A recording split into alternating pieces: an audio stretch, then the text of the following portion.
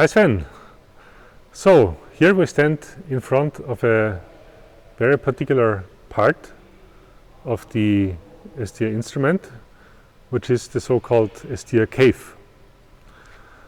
Can you briefly explain what the ESTIA cave is and what we can see here at the moment, and then what we will see in the ESTIA cave in the future? Yes, please. So basically, as you mentioned, behind me you can see the experimental cave. That is where the focused beam from our selenium guides will end, will hit a sample, from there will go on a detector and will deliver the results from the measurements. This is the area that the people coming here for making experiments will see and will work in. So that's the experimental cave. You can also see behind me that we have thick concrete walls.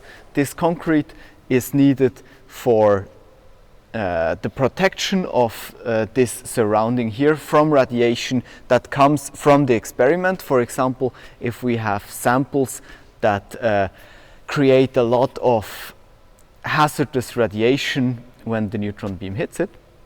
But those walls also protect the experiment from cosmic radiation and other sources of radiation that we create here at ESS, for example, on other instruments, but also on the accelerator.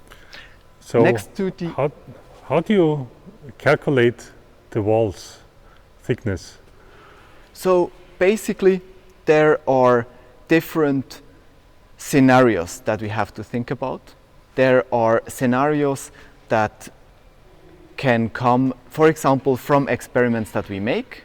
For example, we might have a sample that, as I said, creates a lot of radiation. This can be scattered neutrons, but this can also be hard gammas. Then there are also other cases. For example, there are materials that are not allowed to put in the beam, but because they are extreme neutron scatterers, but nevertheless they could end up in the beam. We cannot fully eliminate this risk, and also such scenarios we have to take into the radiation calculation, and we have to make sure that in any given scenario there can never be a harm to personnel.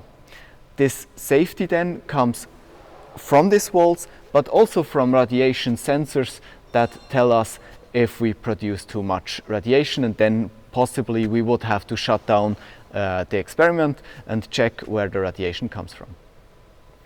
So this radiation protected area is called a cave, and then outside here there will also be the so-called hutch, which is also a common element for each neutron instrument. We cannot see a lot of the hutch here yet, except the concrete floor, but what will be part of the future hutch? Yes, so whenever you want to make an experiment, you also want to have kind of an office close by.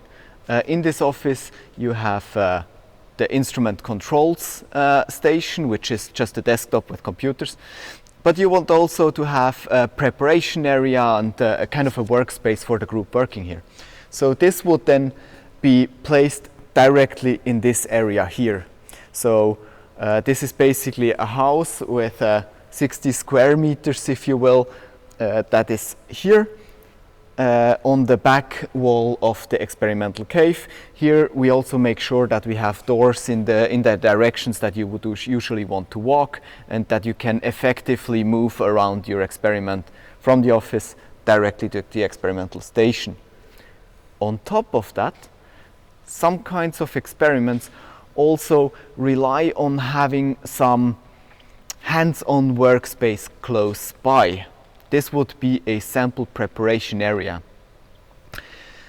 And also this is accommodated with our experiment. So right behind our control hutch that will be here, we will have a second room with again further downstream, which will then house the sample preparation area, especially for soft matter equipment and such things.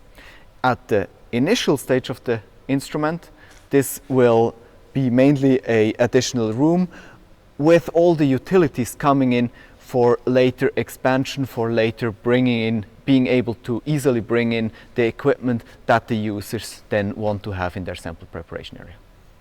Good. Thanks a lot, Sven. I would suggest for the next video we will go inside of the cave and see how it looks at the moment. Yes.